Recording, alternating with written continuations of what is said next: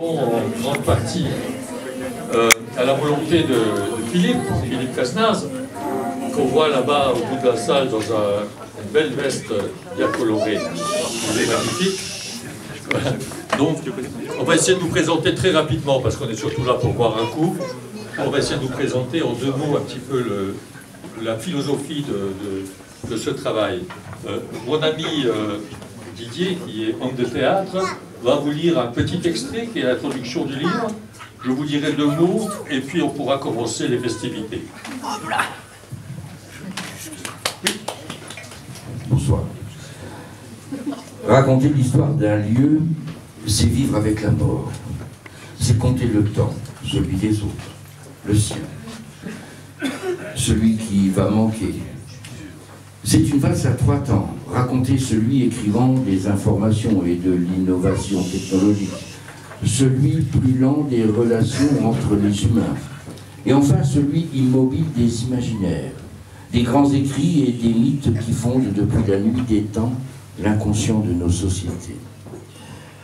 Raconter l'histoire d'un lieu, c'est se soumettre au regard de ces fantômes, de ces femmes et de ces hommes qui l'ont habité, qui y ont vécu ou qui y ont travaillé, qui se sont arrachés au cours des choses à la nature et à ses lois.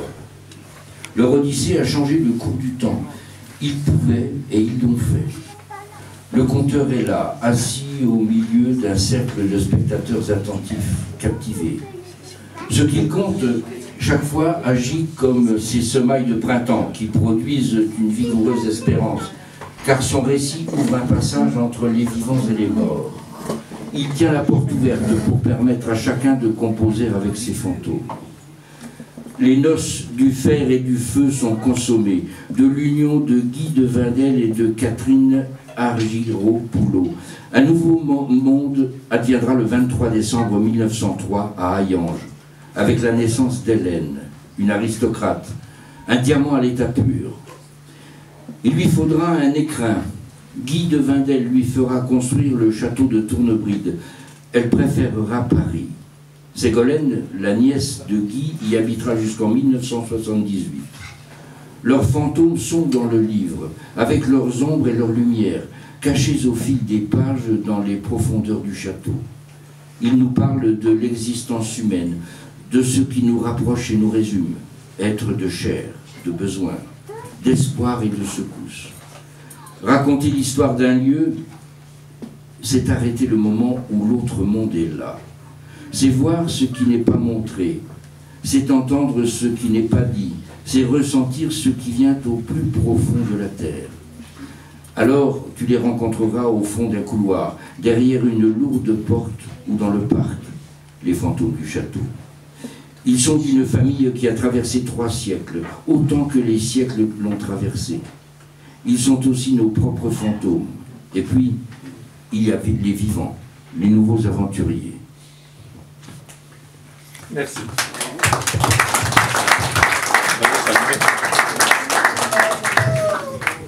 C'est bon. C'est bon là? Là, tu peux parler. Oui, voilà. Merci Didier. Oui, juste 2 mots. Quand Philippe m'a demandé de travailler sur ce livre, c'est pas facile d'écrire sur un château, sur une maison. Donc je me suis dit, j'allais regarder un petit peu qui étaient les gens qui avaient habité là-dedans, et avec qui ils avaient habité, qui ils avaient rencontré, etc. Et finalement, quand on regarde bien, dans la saga des Vindel, qui aujourd'hui doit avoir à peu près 1000 descendants, il y a 30 ans, il y en avait 300, il n'y en a que 4 qui ont habité ici. Il y a Guy de Vindel, donc il est bien connu à Hayange, parce qu'il y a le stade Guy de Vindel, il y avait le challenge Guy de Vindel, il y avait la boxe, en fait, toute cette histoire-là. Il y a son épouse, qui a cherché une épouse en Grèce, Catherine Argyro-Poulot, qui est une femme grecque qui est venue habiter à Hayange. Alors imaginez un peu quitter le Pirée avec son ciel bleu pour venir sous les hauts fourneaux hayangeois, ça ne devait pas être rien quand même, voilà. Elle avait pas mal d'ombre et de lumière. Je vous laisse regarder le livre, elle a une réalité assez compliquée à suivre. De leur union est née une fille, Hélène, un diamant, une princesse, elle est magnifique, elle est très belle, très intelligente. C'était un peu, elle a vécu comme à Jet Set, à Paris. Elle n'a pas beaucoup mis les pieds ici au château. Voilà, elle est morte à Paris et elle est venue, elle est décédée à Paris, elle est venue se faire enterrer avec le reste de sa famille ici à Ayan. Et la dernière, c'était donc une nièce de Guy de Vadel, c'est Ségolène de Vadel, bien connue ici dans la vallée, je crois que tout le monde en a entendu parler, qui est aussi, d'une certaine façon, excessive dans ce qu'elle a vécu. C'était, sur le plan religieux, déjà quasi une bigote, elle voulait aller au couvent et ses parents ont convaincu l'évêque de la refuser, hein. C'est comme ça que ça s'est passé. Et donc elle a consacré toute sa vie à aider les plus pauvres, les plus en difficulté, l'action sociale qui a été mise en place dans la région. Ce qu'il faut mesurer, je vais être très court, ce qu'il faut peut-être mesurer, c'est que l'action sociale qui existe aujourd'hui dans le département, elle dépend, elle descend pour beaucoup, même peut-être pour l'essentiel, de ce qu'elle avait mis en place. La MAPA, par exemple, ça vient de là. Enfin, vous voyez, il y a beaucoup de structures comme ça, d'aide aux personnes âgées, d'aide aux enfants, des colonies de vacances, enfin, toutes ces choses-là qui sont... voilà. Et c'était courant que les plus pauvres venaient frapper à la porte du château pour avoir un petit coup de pouce, un coup de main, et elle était connue pour cette dimension-là. Voilà, les Vadel ont quitté la région en 1978. Le gouvernement Barre, à l'époque, a étatisé la sidérurgie, et ils ont été en quelque sorte virés, comme ça que ça s'est passé. Et puis après, le gouvernement du de la gauche, en 1981, a nationalisé la sidérurgie, ils ont terminé le boulot, quoi.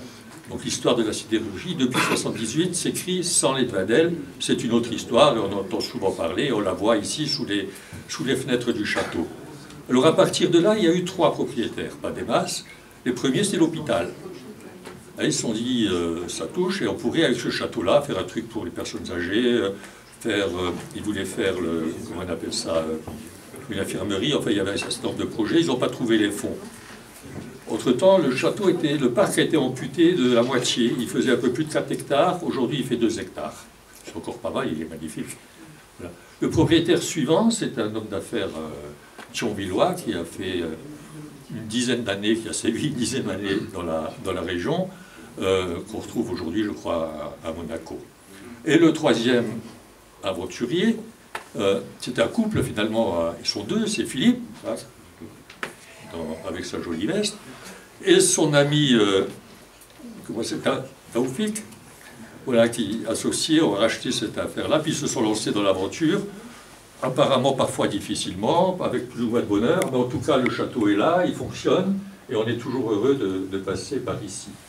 Et j'ai rajouté à cette histoire-là un personnage qui a existé, Muriel F., qui est, comment dire ça, qui est une personne de notre génération, dont le mari travaillait dans la sidérurgie, et qui a vécu toutes ces grandes mutations avec un certain nombre d'angoisses, quoi, voilà, et j'ai raconté un peu cette histoire-là. Et pour être terminé, pour être très bref, j'ai eu aussi la chance de pouvoir associer à ce travail des vrais témoignages des gens qui ont vécu. On a eu la chance d'avoir un monsieur de grand âge, où est-il? Voilà. Plus de 90, quand on a 90 ans, 98 ans, voilà. On a la chance d'avoir quelqu'un dont les parents ont travaillé pour les Vadel. Je crois que son papa était cocher, sa maman était cuisinière au château.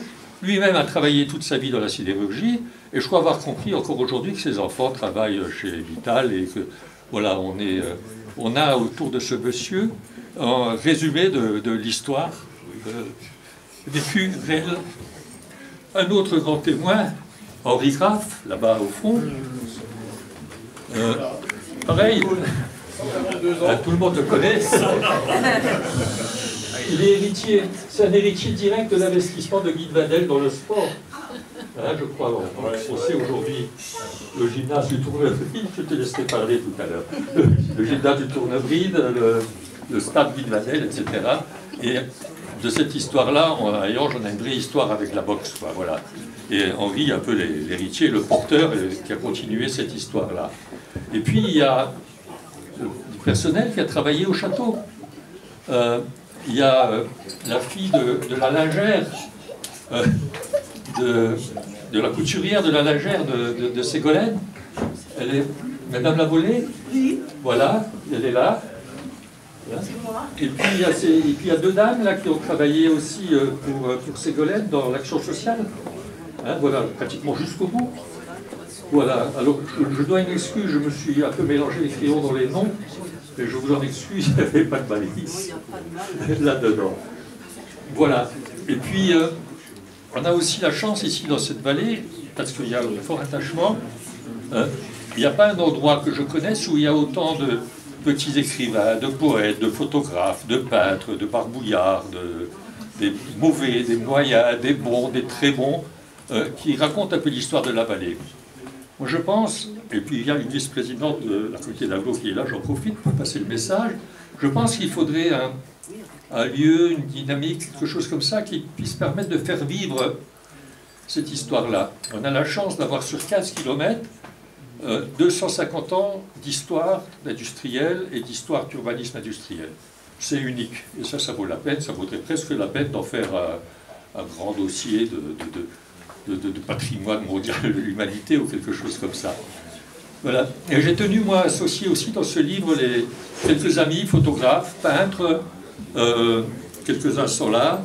Jean-Marc, notre meilleur photographe, qui a été longtemps le photographe officiel pour la sidérurgie. Quand je fais comme ça, j'en oublie à tous les coups. L'ami Mo, qui est un artiste assez polyvalent, qui a fait un magnifique portrait d'Hélène de Vadel. J'en vois plus ici sous les yeux, mais voilà, j'en ai associé comme ça plusieurs à cette histoire-là. Et puis peut-être terminer par remercier notre ami Klein qui s'est bien impliqué dans l'édition de ce livre, et remercier encore Philippe qui m'a laissé une grande liberté et qui est quand même un peu à l'origine de ce projet. Je crois qu'on peut ouvrir les festivités. Je vous remercie et je suis très heureux d'être là ce soir avec vous.